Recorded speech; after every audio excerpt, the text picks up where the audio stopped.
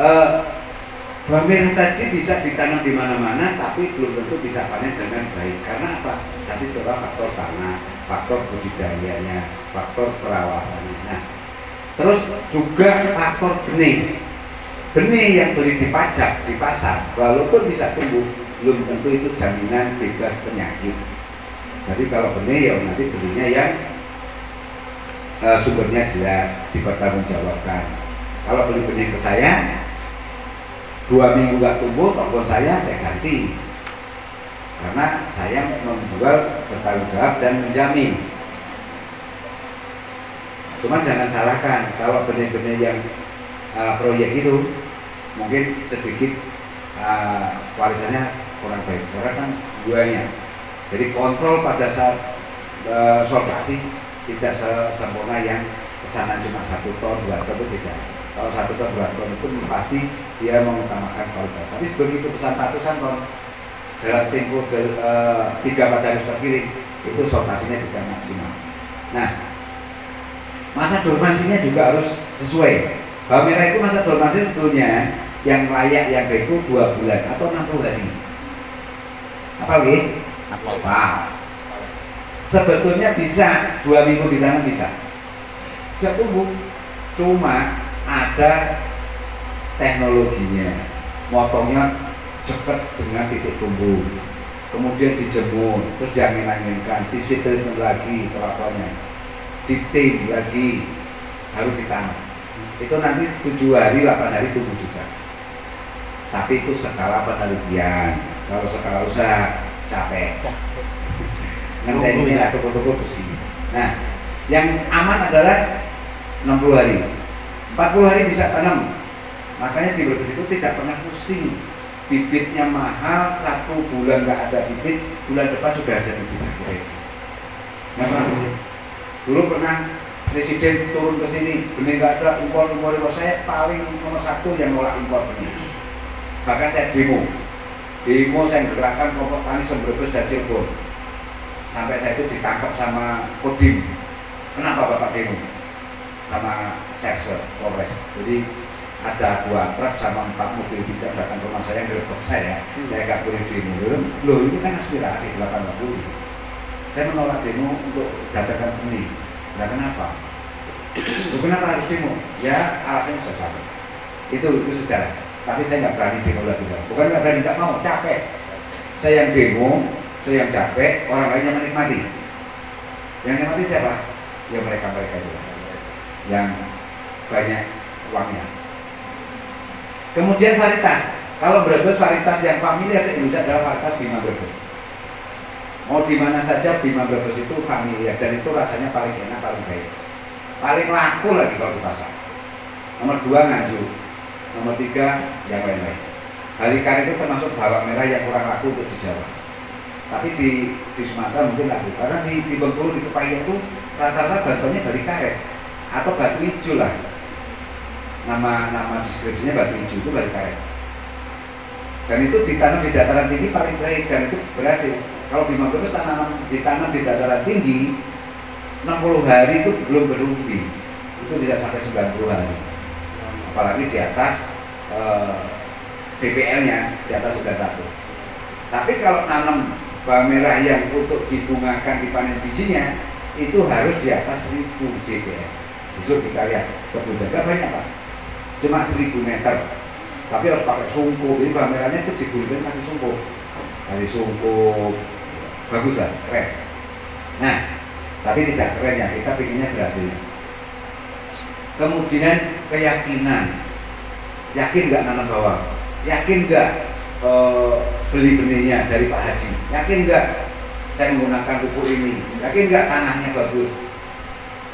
Keyakinan itu yang tidak tergantung salah satu faktor untuk menilai kebun adalah doa. Karena 2% atau 1% Allah nggak mengizinkan tetap gagal. Jadi, nah, kemudian kalau sudah dibudidayakan, kualitas benihnya sudah baik, kualitasnya baik, masa dormannya betul, itu sudah yakin betul, tinggal apa? Tinggal action. Orang berhasil itu tidak hanya ditanyakan, tapi action. Sampai tahun 4, sampai dodol soto kok laris, resepnya apa? telepon, tanya, Pak, Bapak jualan nasi soto bisa laku kenceng, susahnya apa? Dikasih tahu, nggak ada yang ditutupin. Nih pakai mericanya sekian sendok, kemiri, santan, komplit ya, gerobaknya, pangkalannya, oke komplit. Tapi Anda nggak pernah melakukan kegiatan itu. Apakah Anda bisa sukses? Juga, karena sukses itu bukan ditanyakan, tapi dilakukan. Tanyakan terus lakukan. Action. Nah, ini penyimpanan nanti di belakang. Lanjut, Mbak. Nah, ini persiapan lahan, bukan? Ini tanah-tanah ekstrim ini yang saya tampilkan bukan tanah di Brebes, tapi nanti ada itu. Ini yang di Bengkulu, di Kabupaten Kaur. Di sana petaninya petani kopi, Bu. Petani kopi, petani karet. Dia nggak tanam kopi. Tangan ada jagung. Jagung mudah apa susah? Mudah, Pak. Mudah. Mudah. Jagung mudah. Mudah. Untungnya mudah, banyak apa sedikit? Sedikit. Nah, yang mudah-mudah itu sedikit. Yang resikonya tinggi itu biasanya banyak. Nah, petani jagung, petani karet, petani kopi biasanya berangkat ke ladang jam berapa? Jam 8, jam 9. Di pondok masih ngopi lagi. Baru turun ke ladang jam 10 moret-moret ya. Nanti sore jam 4 udah pulang. Ini yang menyebabkan tidak berhasil. Nah, bawang merah itu pagi-pagi sudah dikocok, sudah disiram. Nah, itu mindset tadi. Jadi begitu ketemu petani gitu diubah dulu. Pengen kaya enggak? Pengen dapat duit banyak enggak? Oh iya, kalau dikasih minum itu pasti mau. Pengen beli motor baru? Pengen. Caranya gimana? Mana bawang merah? Lu kok bisa? Tapi harus merubah perilaku Anda. Anda berusaha pagi-pagi macam-macam. Nah, lahannya harus terbuka, tidak boleh ternaungi pohon-pohon besar. Karena apa? Kalau kurang sinar matahari, tanaman itu red oil, tidak keker. Walaupun di pupuknya maksimal. Minimal dapat sinar 6-8 jam per hari. Bedakan di pinggiran yang dekat pohon kemudian sering ternaungi daun-daun sama yang di tengah yang terbebas dari naungan atau dari pohon itu bedanya lebih banyak. Jadi lebih dekat yang di tengah. Derajat keasaman pH 5,5 masih boleh Pak. Masih bisa tumbuh dengan baik. Tapi alangkah baiknya di atas 5,5. Nah Pak, di tempat saya itu cuma 4,5, cuma 5. Yo naikkan, gimana caranya menaikkan? Dan itu harus ditensi setiap saat. Seorganiknya harus lebih dari 4%. Seorganik itu kan pahamlah penyuluh, gak usah disarankan. Tanahnya remah, aerasi baik, jadi bisa udara itu masuk dalam tanah. Makanya ada penambahan arang sekam tadi untuk aerasi tanahnya. Melonggarkan, ya, nggak jenuh. Tahu kena siram turun ke bawah, kemudian ada udara masuk, akar itu butuh bernafas. Lahan bebas dari gulma dan sisa tanaman. Gulma itu tidak hanya rumput, Pak. Kalau tanaman bawang merah itu kemudian di situ ada pohon tomatnya dan itu mengganggu, itu ya namanya gulma juga. Ada pohon jagungnya, itu gulma juga. Tapi kalau pohon jagungnya di pinggiran sebagai border, penghalang hama, itu tidak masalah. Tapi di tengah-tengah lahan, tengah-tengah petak, di tengah-tengah bedengan, pohon jagungnya banyak, yaitu gulma harus dibuang. Jadi gulma itu tidak hanya rumput. Kemudian tersedia air yang cukup untuk nyiram. Nah, air cukup itu untuk nyiram itu tidak hanya untuk nyiram kok, kelebihan juga bisa buang. Jadi lahannya harus yang bebas dari banjir. Tapi kalau kurang air, ada sumber air untuk nyiram. Dan perlu dites juga pH air itu berapa. Pakai kertas lakmus boleh, pakai TDS bagus. Terpaksanya nggak ada TDS kan pakai kertas lakmus. Cocok ini pH airnya berapa. Nah kalau pH airnya rendah 5, dinaikkan dengan cara gimana? 1.000 liter air yang ditandul cukup 2 sendok kapur yang aktif untuk dimasukkan situ. Itu akan memperbaiki kualitas air. Kapur gamping yang tadi malam saya bicarakan. Kemudian tersedia saluran pembuangan. Oke, tadi sudah sampaikan. Lanjut Pak. Nah ini pengolahan lahan. Kira-kira penting nggak pengolahan? Dari besarnya saja, pengolahan lahan harus kalau bisa 20 cm, dirotari 2-3 kali, halus kan, kemudian gotnya dinaikkan. Kalau mau gotnya seperti bebas ya dalam seperti sini. Tapi kalau saya lihat videonya Pak Umar dan itu kayak di itu tanamannya pakai parit gitu ya. Pakai sopan-sopan di sana. Pakai Pak. Di sana tetap manfaatkan lahan sawah. Itu kan kita kan alih fungsi ke tanaman cabai. Jadi pada saat selesai nanam cabai itu kita tanam bawang. Jadi bedengannya itu nggak selebar di Brebes. Cuman paretan kita itu lebih lebar. Paretannya semeter, bedengannya juga semeter. Jadi kalau jumlah tanamannya itu pasti akan lebih sedikit dibandingkan dengan di Brebes. Kalau itu dosis padekannya cukup 25 kilo cukup Pak, perantai Pak. Karena tanahnya cuma 50%. Separuhnya. Kalau di sini dengan 1,2 dan 40 cm paritnya itu 60% lahannya tertanami. Kalau itu kurang dari 50% itu 1 meter 1 meter. Belum pemetaannya. Ya. Paling 40% yang ditanami bawah. Berarti itu nyiramnya bisa pakai piring. Piring bisa modifikasi pakai pompa air yang langsung pakai baterai itu langsung menyiram sendiri itu bisa. Kenapa? Paritnya lebar. Nah, terus bekas cabai ditanami bawang itu juga sedikit masalah kalau di sini. Akar cabai itu, ini kan cabai habis, ya kan? Dibabat apa dicabut? Cabut Pak. Cabut. Masih ada sisa akar. Masih. Nah, sisa akar itu bermasalah terhadap tanaman mereka. Bermasalah. Karena itu boleh, tapi pakai jeda waktu kalau bisa. Di sana pakai jeda waktu nggak? Tapi habis cabut langsung rotari. Nah itu kan ada faktor pembusukan. Tapi kalau pengolahan tanahnya baik, kemudian tes pH-nya baik, kemudian airnya cukup seperti yang Pak Aris sampaikan tadi, itu akan lebih hemat pupuk juga, karena sisa cabai pupuknya masih banyak. Nah, pupuk yang di dalam tanah itu sifatnya sudah terikat Pak, tidak tersedia, terikat. Nah, untuk penambat N, penambat P, penambat K itu ada. Jadi untuk menguraikan pupuk yang tersisa di dalam tanah supaya siap dimakan nutrisinya itu ada kayak humic acid itu termasuk pengurai juga. Kemudian pupuk organik pengurai, makanya wajib menggunakan pupuk organik yang sudah matang. Itu mereka akan bekerja mikrobanya itu menguraikan sisa-sisa pupuk dari tanaman sebelumnya menjadi tersedia, sehingga penambahan pupuk di tanaman setelah tanaman yang awal itu lebih hemat. Itu seperti itu. Jadi intinya kalau ngolah tanahnya jelek, kurang bagus, akhirnya pertumbuhan bawang merahnya akan terpengaruh atau kurang baik. Pengapuran tadi saya sampaikan, penambahan organik oke, soil treatment aplikasi agen hayati. Nah ini penambahan aplikasi agen hayati atau mikroba ini yang berfungsi untuk menguraikan racun-racun sisa pupuk yang ada dalam tanah, termasuk dia akan menyediakan nutrisi-nutrisi terbaik yang dimanfaatkan oleh tanaman.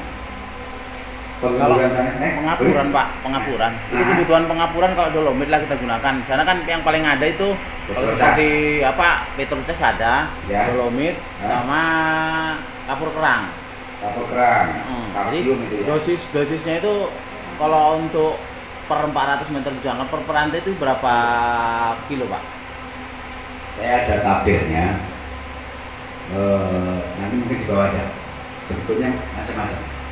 Tapi kalau jenengan punya pH meter yang kayak jantung itu, itu sudah situ ada melekat, ada gambar sekian butuh kapurnya berapa, tertulis gitu. Ada, tapi nanti saya ada kelipatannya. Kalau menggunakan petrocas, dolomit, kemudian kalau yang kerang itu kapur kerang itu saya belum begitu lihat bisa naik ada kapan, berapa banyak. Rata-rata yang namanya dolomit, kapur pertanian dan petrocas tadi itu untuk naikkan pH 1 digit saja itu butuh waktu yang lama. Itu lebih banyak menambah material padat. pH-nya bisa naik tapi butuh waktu yang lama. Untuk pH yang cepat itu dengan menggunakan tadi yang instan tadi, yang kapur gamping dilarutkan kemudian dipotong. Dan itu langsung dites saja. Ini tanah colok pH, keluar angka 4,5, dicabut, siramkan 5 menit, ya sampai 5 menit, 5 menit colok pH lagi itu naik. Dan itu terbukti. Tanaman saya yang ada di Kalimantan Utara di Kabupaten Bulungan sampai hari ini masih bertahan. Yang tadinya mau mati, sekarang sudah hijau, tumasnya bagus. Ini sudah umur sekitar hampir 50 hari. 10 hari lagi mudah-mudahan bisa panen. Itu sisa yang tidak mati, lainnya mati karena asam, karena tanamnya lebih awal. Jadi di sana itu tanam petak 1, petak 2, ini petak 3. Ini yang petak 3 ini yang masih muda kita selamatkan dengan teknologi tadi Bu, dengan menggunakan kapur gamping yang masih aktif, terus dengan dikocorkan. Aneh Pak, saya beri tadinya nggak percaya Pak, ternyata terbukti itu. Dan setiap hari kita pantau, setiap hari laporan. Jadi kita akan punya grup WA Bulungan. Jadi kalau teman-teman di sana itu nggak update, saya Pak update tanaman, foto, cek pH tiap hari. Itu alhamdulillah bisa lebih baik dulu. Lanjut Mbak. Nah ini model-model pengolahan tanah. Ini kalau di Brebes ini yang sebelah kiri ini, di Brebes itu panen padi langsung dibikin parit tanpa dicampur Pak tengahnya itu. Tengahnya nggak dicampur, jadi tanah yang ada di atas itu adalah tanah dari galian parit. Nah itu nanti kalau udah diratakan, paling tebalnya segini, paling 10 cm ketebalan tanah. Tapi habis ini dicampur, cuman nggak terlalu dalam. Maksudnya tanah aslinya itu tidak tercampur dalam. Kenapa? Ya tadi cuma diangkat dari paritnya. Makanya di sini paritnya dalam-dalam supaya lapisan tanah suburnya tebal. Nah penyangkulan di sini dari mulai buat parit sampai saya tanam itu 4 kali. Pertama yang di atas, kemudian yang kedua, ketiga penghalusan, baru tanam. Hampir 4 kali. Waktunya bisa 20 hari, 10 saat. Ada 10 hari bisa sudah tanaman. Jerami ya Pak? Ya? Jeraminya? Ditimbun. Nah itulah jerami kembali ke tanah menjadi pupuk. Cuman masalahnya apa? Tidak menggunakan agen hayati saat penimbunan itu. Tidak menggunakan empat Indonesia. Sehingga apa? Proses fermentasi itu mengganggu tanaman. Pada umur 3 minggu pucuknya kuning semua. Tapi sudah biasa. Ya, nanti ada kompos. Permasalahannya adalah jeraminya nggak dikasih M4 atau M11 sehingga pengomposannya lama, atau nggak dikasih ragi. Sebelumnya membuat kompos itu kan pakai ragi Pak. Karena pakai ragi itu bisa untuk membusukkan material-material untuk jadi buah organik itu bisa. Semprot dilakukan, semprot, timbun, tinggal lihat aerob atau anaerob itu akan mudah laku. Nah itu yang menjadi masalah kendala Brebes, petaninya belum sadar bahwa jerami itu ditimbun di tanah menjadikan ada positif dan negatif. Positifnya jadi kompos, negatifnya belum matang sudah ditanam, sehingga gas metanya keluar, tanaman daunnya nanti pada umur 2 minggu 3 minggu banyak kuning. Kuningnya lebih dalam. Kalau saya kirim benih ke Sumatera itu begitu 2 minggu kuningnya kuning, tapi kan pendek paling 1 cm. Kalau di sini bisa sampai 3 cm kuningnya. Kalau di sana Pak, semua tanaman bawang merah menyeluruh di semua Kabupaten Batubara. Kalau yang saya lihat itu pasti pucuknya itu akan terjadi kuning. Tapi nggak sampai merembet jauh. Nanti setiap keluar pupus baru lagi, tetap kuning lagi. Tapi hanya ujung aja. Bukan penyakit. Sebetulnya ada unsur hara yang tidak sampai di sana. Kalau di sini paling sampai 3 minggu Pak. 3 minggu setelah itu dia hijau semua sampai ujung. Ya kuning sedikit kan nggak sampai setengah saya itu tetap pucuknya kuning. Hijau. Apalagi mau 40 hari ke sana nutrisinya bagus. Wah, kalau ke kebun nggak mau pulang. Senang rasanya. Nah, kenapa di Brebes itu nggak pakai mulsa? Kok rumputnya bebas? Tadi. Karena nggak pernah istirahat Pak. Tanahnya itu nggak pernah berhenti. Karena herbisida terus, tanam terus, bolak-balik. Paling istirahat itu bulan 8 sampai bulan 9, bulan 10 sudah tanami lagi. Karena bulan 9 kenapa istirahat? Hanya nunggu air aja. Jadi bulan 9 mau kecuali tahun ini bulan 9 sudah banyak hujan. Terus banyak racun kimia, racun rumput, mudah mendapatkan. Udah tanam dulu semprot, udah. Bahkan sekarang tenaga menyiam itu udah nggak ada, udah pakai aplikasi herbisida itu semua. Nah, makanya kadar racun di dalam bawang merah itu di itu sudah tinggi. Nggak bisa ekspor ke Eropa itu nggak bisa. Bahkan nanti kalau negara-negara berkembang yang untuk jualan bawang merah dari Indonesia itu sudah menerapkan steril, menerapkan higienis bawangnya, udah nggak bisa jualan ke sana. Ya makan kita aja. Jadi kita itu makan sate juga makan racun. Kalau pengolahan tanah Pak, ya setelah kita tanam bawang itu udah diolah kemarin kan. Setelah panen kita tanam bawang lagi, kalau identik kami itu ya pasti di situ akan banyak kali serangan penyakitnya. Apakah bisa gitu Pak? Kalau di sini bisa. Kalau di sana anggapannya pastinya bisa. Nah, jadi di sini tuh Pak, ini panen. Hari ini panen. Sekarang hari Jumat panen. Minggu lumpur dinaikkan. Senin tanam. Bisa Pak. Tidak apa-apa. Karena tanahnya sudah banyak racunnya. Racun apa aja masuk? Marbokuran masuk. 1 hektar 20 kilo atau 40 kilo. Nah, itu enggak kan bertahan lama. Jadi setiap tahun dia pakai diasenon yang 10 kilo, ya, kurater. Sekarang banyak lagi itu pupuk-pupuk karbogram yang baru buahnya kan. Masalah kandungannya nggak tahu. Nah, yang jelas di Brebes itu sudah bolak-balik itu satu faktor tanah dan cuaca dan iklim. Jadi Brebes itu nggak ada secara iklimnya ngalahkan Brebes itu nggak ada. Di tempat batu bara ngalahkan Brebes nggak ada karena nggak punya Gunung Kumbang. Gunung Kumbang itu sangat membantu petani Brebes. Kalau di musim kemarau angin laut naik, kalau malam turun. Kembali ya. Malam naik, siang turun. Itu turunnya angin Kumbang. Kalau pas angin Kumbang masih siang malam ada terus ya? Ada terus. Itu tanamannya suburnya luar biasa. Ibarat orang hamil aja bisa piara bawang merah. Gitu. Nanti iklim yang seperti ini sejak saya sekolah di SD belajar budidaya bawang merah itu sudah ada ilmu itu, angin kumbang. Kalau di tembakau angin golok atau apa dia berlaku. Nah, kalau di Brebes angin kumbang itu membuat tanaman bawang jadi subur.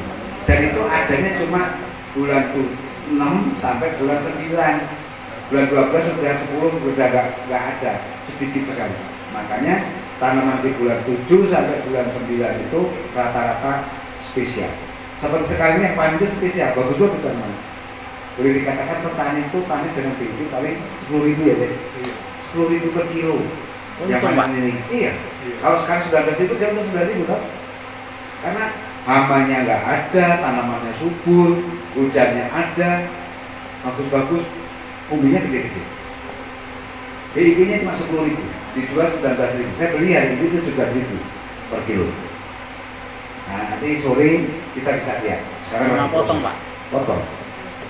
Itu saya kirim ke Jakarta. Nah, lanjut Mbak. Pak. Oke. Saya udah mau waktu sholat Jumat ini. Sudah kan? Kalau mau sholat Jumat kita break sampai di sini. Kita sholat Jumat, nanti habis sholat Jumat kita lanjutkan lagi tentang ini budidaya. Oke? Oke Pak. Kami akhiri sampai di sini. Kita istirahat untuk sholat Jumat.